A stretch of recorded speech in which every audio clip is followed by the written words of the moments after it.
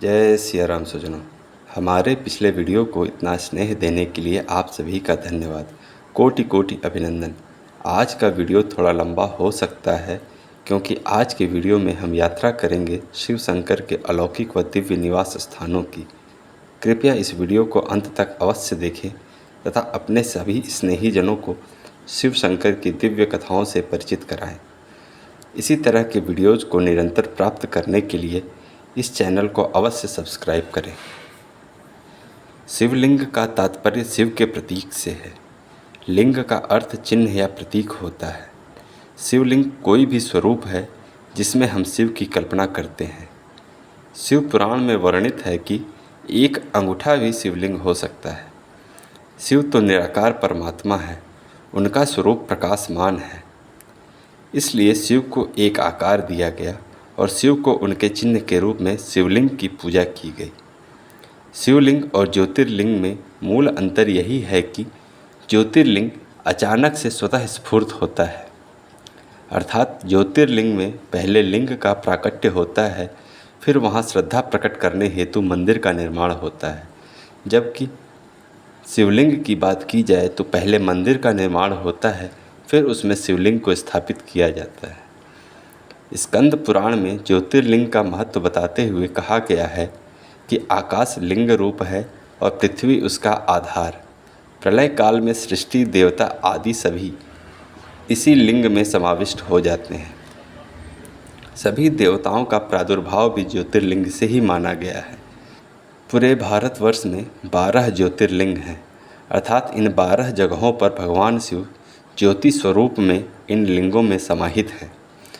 सौराष्ट्रे सोमनाथम च श्रीशैले मल्लिकार्जुनम उज्जैन्यां महाकालं मोंकालं ममरेश्वरम परल्यां वैद्यनाथं च डाकिन्यां भीमशंकरं सेतुबन्धे तु रामेशं नागेशं दारुकावने वाराणस्या तु विश्वेशं त्र्यम्बकं गौतमीतटे हिमालये तु केदारं कृष्णेश्वरं च शिवालये एतानि ज्योतिर्लिंगानि सायं प्रातः पठेन्नरः सत्वजनकृतं पापं स्मरणेन विनश्यति। अर्थात इन 12 ज्योतिर्लिंगों के नाम लेने पर प्रातःकाल और सायंकाल को 7 जन्मों के पाप आपके नष्ट हो सकते हैं। आइए यात्रा शुरू करते हैं 12 ज्योतिर्लिंगों की। पहला ज्योतिर्लिंग है श्री सोमनाथ ज्योतिर्लिंग। यह भारत का ही नहीं अपितु विश्व का पहला ज्योतिर्लिंग माना जाता है। यह मंदिर गुजरात राज्य के सौराष्ट्र क्षेत्र में स्थित है। जब सोमदेव अर्थात चंद्रमा को दक्ष प्रजापति ने क्षय रोग होने का श्राप दिया था, तब चंद्रमा ने इसी स्थान पर तप करके श्राप से मुक्ति पाई थी। सोम के कष्ट को दूर करने वाले प्रभु शिव की यहाँ पर स्वयं सोमदेव ने स्थापना की। इसी वजह से इस तीर्थ का नाम सोमनाथ पड़ा। विदेशी ताओं के कारण यह मंदिर 17 बार नष्ट हो चुका है। हर बार यह बनता बिगड़ता रहा है। जय जय शिव शंकर। दूसरा ज्योतिर्लिंग है मल्लिकार्जुन ज्योतिर्लिंग। आंध्र प्रदेश में कृष्णा नदी के तट पर श्रीशैल पर्वत पर यह ज्योतिर्लिंग है। कहते हैं एक बार कार्तिक भगवान किसी बात से अपने पिता भगवान शिव से नाराज होकर दक्षिण दिशा में श्रीशैल पर्वत पर एकांतवास में चले गए, लेकिन माता पिता का मोह वह त्याग नहीं पाए। उन्होंने शिव पार्वती का आह्वान किया और शिवलिंग की उपासना शुरू की। इसी जगह पर भगवान शिव अर्जुन के रूप में तथा माता पार्वती मल्लिका के रूप में विराजमान है। मल्लिकार्जुन का महात्म्य कैलाश पर्वत के समान बताया जाता है। बम भोले बम बम भोले। तीसरा ज्योतिर्लिंग है श्री महाकालेश्वर ज्योतिर्लिंग। यह ज्योतिर्लिंग मध्य प्रदेश के धार्मिक राजधानी उज्जैन नगरी में स्थित है। यह एकमात्र दक्षिणमुखी ज्योतिर्लिंग है। अवंती नामक राज्य में उज्जैन नगरी में ब्राह्मणों को परेशान करने वाले दूषण नामक राक्षस, जिसका निवास रत्नमाल पर्वत था तथा जिसे ब्रह्मा जी का आशीर्वाद प्राप्त था, के वध हेतु भगवान शिव धरती फाड़कर महाकाल के रूप में प्रकट हुए। नाराज शिव ने एक हुंकार से ही राक्षस को भस्म कर दिया, फिर इसी जगह शिवलिंग में समाहित हो गए। इसलिए इस ज्योतिर्लिंग का नाम महाकालेश्वर पड़ा। मान्यतानुसार दक्षिण के स्वयं भगवान यमराज हैं। जो व्यक्ति सच्चे मन से आकर इस जगह प्रार्थना करता है, उसे मृत्यु के बाद मिलने वाली सारी यातनाओं से मुक्ति मिलती है। चौथा ज्योतिर्लिंग है ओंकारेश्वर व ममलेश्वर ज्योतिर्लिंग। यह मध्य प्रदेश के खंडवा जिले में नर्मदा नदी के बीच मंधाता या शिवपुरी नामक द्वीप पर स्थित है। यह द्वीप ओम के आकार में बना है। नदी के बहाव से यह संरचना बनी है। पुराणों के अनुसार विंध्य पर्वत ने नर्मदा नदी के तट पर भगवान शिव की पार्थिव लिंग रूप में पूजन व तपस्या की, अतः भगवान शिव ने यहाँ प्रणव लिंग रूप में विराज किया। तत्पश्चात देवताओं के आग्रह पर शिवलिंग दो भागों में विभक्त हो गया। एक भाग ओंकारेश्वर तथा दूसरा भाग ममलेश्वर कहलाया। एक दूसरी कथा के अनुसार इक्ष्वाकु वंश के राजा मंधाता ने नर्मदा नदी के तट घनघोर तपस्या की, तब भगवान शिव यहाँ प्रकट होकर उन्हें आशीर्वाद देते हैं। नर्मदा क्षेत्र में ओंकारेश्वर सर्वश्रेष्ठ तीर्थ है। पांचवां ज्योतिर्लिंग है श्री वैद्यनाथ ज्योतिर्लिंग। झारखंड राज्य के दुमका नामक जिले में यह ज्योतिर्लिंग है। शिव पुराण के अनुसार जब राक्षस राज रावण ने शिव तांडव स्तोत्र की रचना कर भोलेनाथ को प्रसन्न कर उनसे लंका में निवास करने को कहा, तो महादेव ने यह शर्त रखी कि मैं शिवलिंग के रूप में तुम्हारे साथ लंका चलूँगा, परंतु अगर रास्ते में तुमने मुझे नीचे रखा तो पुनः तुम मुझे उठा नहीं पाओगे। रावण सहर्ष तैयार हुआ। रास्ते में देव माया से उसे लघुशंका लग गई। रावण ब्राह्मण वेश में आए भगवान विष्णु की माया को समझ नहीं पाया और उसने ब्राह्मण को शिवलिंग थमा लघुशंका के निवारण हेतु चला गया। श्री हरि विष्णु ने शिवलिंग को धरातल पर रख दिया। वापस आने पर बहुत प्रयास के बाद भी जब शिवलिंग जमीन से नहीं उठा तो रावण ने क्रोधित होकर पैर के अंगूठे से शिवलिंग को वहीं जमीन में दबा दिया। ऐसी मान्यता है कि आज भी अंगूठे का निशान उस शिवलिंग पर है। कालांतर में बैजू अर्थात वैद्य नामक भील ने शिवलिंग की पूजा अर्चना की। इसी वजह से इस तीर्थ का नाम वैद्यनाथ पड़ा। छठा ज्योतिर्लिंग है भीमाशंकर ज्योतिर्लिंग। महाराष्ट्र के पुणे में सह्याद्री नामक पर्वत पर यह ज्योतिर्लिंग स्थित है। इनको मोटेश्वर महादेव के नाम से भी जाना जाता है। ऐसी मान्यता है कि कुंभकर्ण का बेटा भीम ब्रह्मा जी के वरदान से अत्यधिक बलवान हो गया। उसने राजा सुदाक्षण को कारागार में डाल दिया। जेल में ही राजा ने शिव की पूजा अर्चना व तपश्चर्या का पालन किया। इसका पता चलते ही राक्षस राज भीम वहाँ आया और शिवलिंग को पैरों से रौंद दिया। तब भगवान शिव ने प्रकट होकर राक्षस राज भीम का वध कर दिया। तभी से शिव के ज्योतिर्रूप में समाहित होने के बाद इस ज्योतिर्लिंग का नाम भीमाशंकर पड़ा। सातवां ज्योतिर्लिंग है श्री रामेश्वरम ज्योतिर्लिंग। तमिलनाडु राज्य के रामनाथपुरम नामक स्थान पर रामेश्वरम ज्योतिर्लिंग है। इस ज्योतिर्लिंग के संबंध में दो कथाएं प्रचलित हैं। दोनों ही भगवान श्री हरि विष्णु के अवतार श्री राम से संबंधित हैं। पहली कथा के अनुसार रावण पर चढ़ाई से पहले आकाशवाणी सुनकर भगवान श्री राम ने बालू का शिवलिंग बनाकर पूजन अर्चन की तथा शिवशंकर से रावण विजय का आशीर्वाद प्राप्त किया। दूसरी कथा के अनुसार रावण वध के पश्चात जब श्री राम ने समुद्र पार किया तो पहला पड़ाव गंधमादन पर्वत पर डाला। वहाँ उपस्थित ऋषि मुनियों से उन्होंने पूछा कि ऋषि पुलस्त्य के वंशज रावण का वध करने से मुझे ब्रह्म हत्या का पाप लग गया, उपाय बताइए इसके निवारण का। तब सभी ऋषि मुनियों के कहने पर भगवान श्री राम ने हनुमान जी को कैलाश से शिवलिंग लाने को कहा। उन्हें शिवलिंग लाने में देर होता देख माता सीता ने बालू का शिवलिंग बना दिया ताकि शुभ मुहूर्त न बीत जाए। जब हनुमान जी कैलाश पर्वत से शिवलिंग को लेकर आए तब उन्होंने देखा कि यहाँ पर माता सीता ने बालू का शिवलिंग बना दिया तो वे अत्यंत क्रोधित हुए। उन्हें बहुत बुरा लगा। तब माता सीता ने हनुमान जी को कहा कि अगर तुम हटा सकते हो तो इस शिवलिंग को हटा दो, हम तुम्हारा शिवलिंग ला के फिर पुनः पूजा करेंगे। हनुमान जी ने बहुत प्रयास किया, परंतु बहुत प्रयासों के बाद भी जब शिवलिंग को नहीं हटा पाए तो वे निराश हो गए और उनका घमंड चूर हो गया। तो वहीं पास में ही उनके द्वारा लाया गया शिवलिंग भी स्थापित करवाया गया। मान्यता है कि दोनों जगहों पर दर्शन के बाद ही रामेश्वरम धाम की यात्रा संपूर्ण होती है।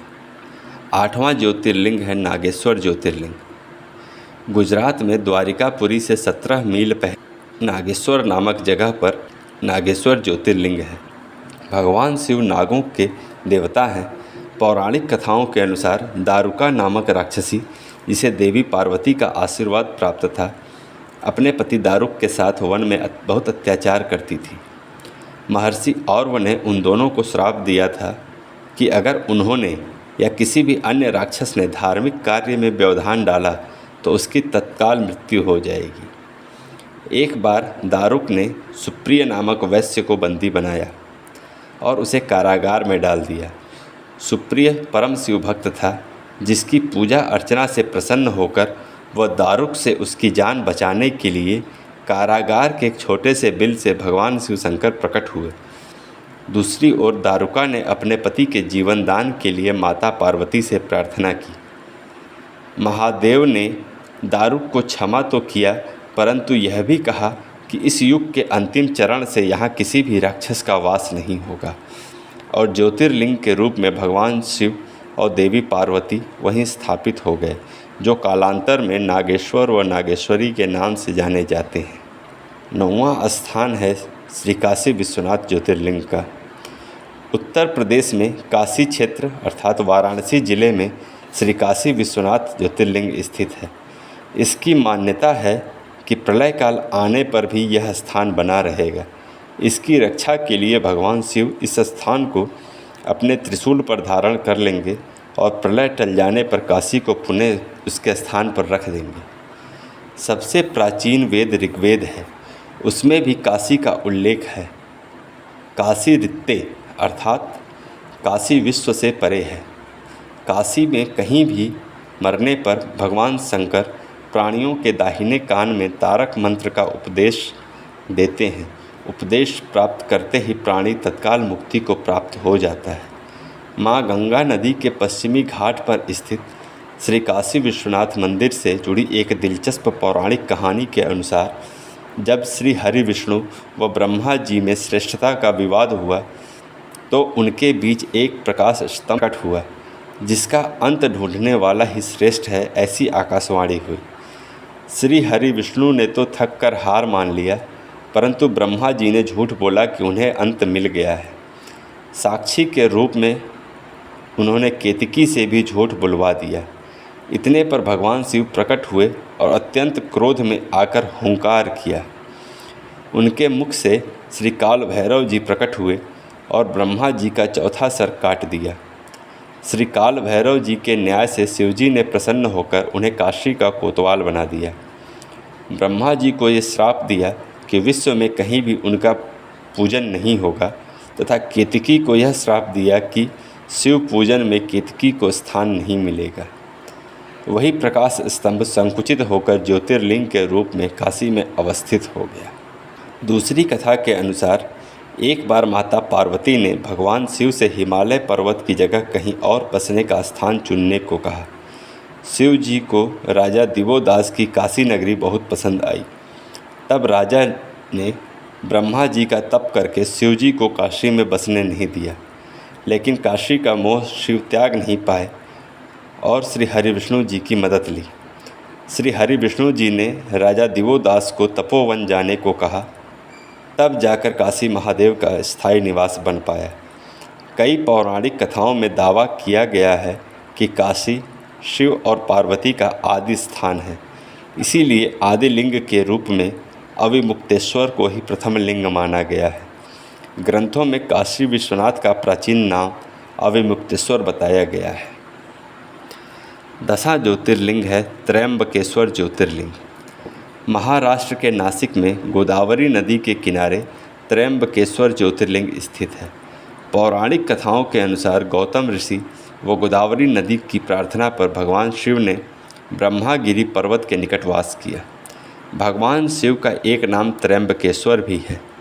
इस ज्योतिर्लिंग की यह विशेषता है कि यहाँ पर तीनों देव अर्थात ब्रह्मा, विष्णु और महेश निवास करते हैं। अन्य ज्योतिर्लिंगों में सिर्फ महादेव निवास करते हैं। 11वां ज्योतिर्लिंग है केदारनाथ ज्योतिर्लिंग। उत्तराखंड में हिमालय पर्वत की गोद में केदार पर्वत पर सोनप्रयाग जिले में केदारनाथ ज्योतिर्लिंग स्थित है। इस ज्योतिर्लिंग के संबंध में एक पौराणिक कथा प्रचलित है जिसका संबंध पांडवों से है। महाभारत के युद्ध के बाद पांडव भ्रातृ हत्या के पाप से मुक्ति हेतु शिव जी का आशीर्वाद पाना चाहते थे, लेकिन शिव जी रुष्ट थे। पांडव पहले काशी गए, वहाँ शिव नहीं मिले। तत्पश्चात शिव को खोजते हुए वे हिमालय गए।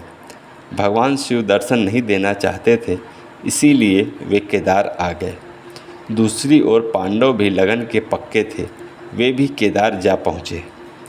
तब तक शिव बैल का रूप धारण कर अन्य पशुओं में शामिल हो गए। पांडवों को संदेह हुआ तो भीम ने विशाल रूप धारण कर 2 पहाड़ों पर पैर फैला दिया। सब गाय बैल तो उनके पैर के नीचे से निकल गए, परंतु शंकर जी जो बैल रूप में थे वे तैयार नहीं हुए। भीम ने बलपूर्वक इस बैल पर झपट्टा मारा, लेकिन बैल भूमि में अंतर्ध्यान होने लगा। तब भीम ने बैल का त्रिकोणात्मक पीठ का भाग पकड़ लिया और सारे पांडव याचना करने लगे। पांडवों की भक्ति और दृढ़ संकल्प देखकर भगवान शिव प्रसन्न हुए। तत्काल दर्शन दे पांडवों को पाप मुक्त कर दिया। उसी समय से भगवान शंकर बैल की आकृति पिंड के रूप में श्री केदारनाथ जी में पूजे जाते हैं। यहाँ पर कत्यूरी शैली में जो मंदिर बना है, ऐसी मान्यता है कि पांडव वंश के जन्मेजय ने यह मंदिर बनवाया है। यह मंदिर 3593 फुट की ऊंचाई पर बना है और यही इस बात की खासियत है कि उस वक्त जब ऐसे संसाधन नहीं थे, तब इतनी ऊंचाई पर ऐसा दिव्य मंदिर बनवाना कैसे संभव हुआ। यह सब शिव की माया है। यह मंदिर अप्रैल से नवंबर माह के मध्य ही दर्शन के लिए खुलता है। 12 ज्योतिर्लिंगों में आखिरी ज्योतिर्लिंग है घुश्मेश्वर ज्योतिर्लिंग अर्थात घृष्णेश्वर ज्योतिर्लिंग। महाराष्ट्र के औरंगाबाद शहर के समीप दौलताबाद के पास वेरुल गांव में देवगिरी पर्वत के निकट यह ज्योतिर्लिंग है। पौराणिक कथाओं के अनुसार देवगिरी पर्वत के निकट सुकर्मा नामक एक ब्राह्मण अपनी पत्नी सुदेहा, कहीं कहीं उसका नाम सुदेश है, सुदेहा के साथ रहता था। काफ़ी वर्षों के बाद भी उनको संतान नहीं हुई। तब अपनी पत्नी के काफ़ी मनाने के बाद सुकर्मा ने अपनी पत्नी की बहन घुश्मा के साथ विवाह कर लिया। घुश्मा प्रतिदिन बालू से 101 शिवलिंग का निर्माण कर पूजन करती व बाद में निकट के एक तालाब में विसर्जित कर देती। जब घुश्मा को पुत्र हुआ तो सुदेहा को काफ़ी ईर्ष्या हुई। कालांतर में जब घुश्मा की पुत्रवधू आई तो सुदेहा की ईर्ष्या क्रोध में बदल गया। सुदेहा ने अपनी बहन के ही पुत्र की हत्या कर दी तथा उसके लाश के टुकड़े टुकड़े कर उसी तालाब में फेंक दिया जिसमें घुश्मा शिवलिंग का विसर्जन करती थी। घुश्मा के पुत्रवधू ने कमरे में खून देखकर काफ़ी विलाप किया। उस वक्त सुदेहा ने भी दिखावे के लिए रोना शुरू कर दिया। सुकर्मा व घुश्मा पूजा में लीन थे, उन्होंने ध्यान नहीं दिया। पूजा पूर्ण करने के बाद जैसे ही वे शिवलिंग विसर्जित करने गए, उनका पुत्र उसी तालाब के किनारे खड़ा पाया गया। शिव की लीला समझकर दंपति ने शीश झुका लिया, परंतु शिव क्रोधित रूप में साक्षात प्रकट हो सुदेहा को दंड देने आगे बढ़े। तब घुश्मा ने काफ़ी अनुनय विनय से शिवजी से अपनी बहन को माफ़ करवाया। घुश्मा की ही प्रार्थना पर शिवजी ने वहाँ निवास करने का वरदान दिया। वह तीर्थ घुश्मेश्वर के नाम से प्रसिद्ध हुआ और उस तालाब का नाम भी तब से शिवालय हो गया। बौद्ध भिक्षुओं द्वारा निर्मित एलोरा की प्रसिद्ध गुफाएं इस मंदिर के समीप स्थित हैं। घुश्मेश्वर ज्योतिर्लिंग 12 ज्योतिर्लिंगों में सबसे आखिरी है और यहाँ के दर्शन के उपरांत ही 12 ज्योतिर्लिंगों की यात्रा संपूर्ण होती है और भक्त कैलाश यात्रा के पात्र हो जाते हैं। अनादिकाल से शिव का पूज्य चरित्र लोक कल्याण की भावनाओं से मंडित है। शिव भोले भंडारी और औढ़धानी कहे गए हैं। वे जीवन मृत्यु के नियामक हैं तो अमरत्व प्रदान करने वाले भी वही हैं। शिव के दिव्य स्वरूप का न आदि है न अंत। इस वीडियो में हमने 12 ज्योतिर्लिंगों की कुछ सुनी व कुछ अनसुनी कथाओं के बारे में बताया। इस वीडियो को अधिक से अधिक लोगों तक पहुंचाने की जिम्मेदारी अब आपकी है। शिव की आप सब पर कृपा बनी रहे। हर हर महादेव।